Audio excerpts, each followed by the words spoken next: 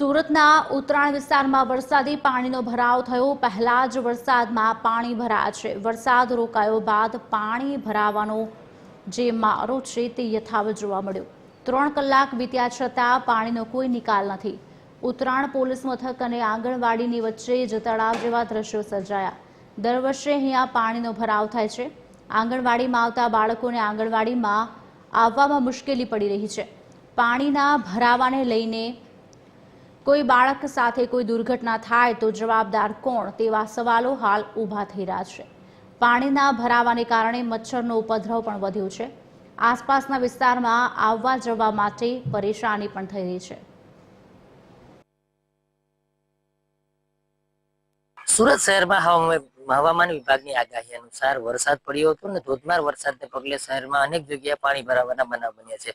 ત્યારે સુરતમાં હજી પણ ઉત્તરાયણ વિસ્તારમાં ઉત્તરાયણ પોલીસ મથકની સામે આવેલો જે ઢાળ છે ત્યાં વરસાદ રોકાયાના 3 કલાક બાદ પણ પાણી છે તે ઓસર્યા નથી ને એક પ્રકારે તળાવ જેવો માહોલ છે તે અહીંયા જોવા મળી રહ્યો છે। જોઈ શકાય છે વાહનો જે છે તે અડધા ડૂબી ગયા છે।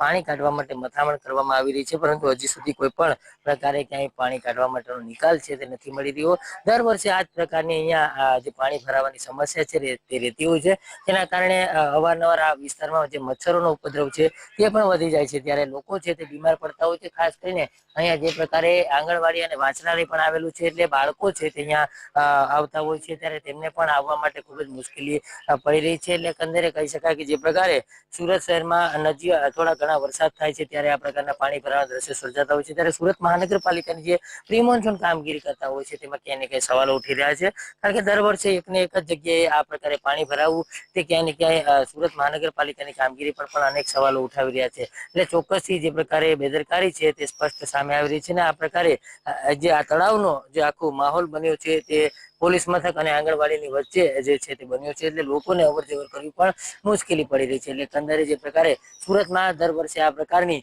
પરિસ્થિતિનો સામનો અહીંયા સ્થાનિકો છે તે કરતા હોય છે। ત્યારે હજી સુધી 3 કલાક થયા છે, પરંતુ સુરત મહાનગરપાલિકા જે છે તે હજી સુધી આ પાણીનો નિકાલ છે તે તંત્ર દ્વારા હજી યોગ્ય કરવામાં નથી આવ્યો। અહીંયા સુરત મહાનગરપાલિકાના કર્મચારીઓ પણ આવ્યા છે, પરંતુ પાણીનો જે છે તે નિકાલ છે તે થઈ નથી રહ્યો ને તેના કારણે ગટર છે તે ચોકઅપ થઈ ગઈ છે। ચોકઅપ ગટરના કારણે પાણી જતું નથી ને તેના કારણે પાણીનો ભરાવો છે તે અહીંયા જોવા મળી રહ્યો છે। Divesh Parmar, TV 30 news, Surat.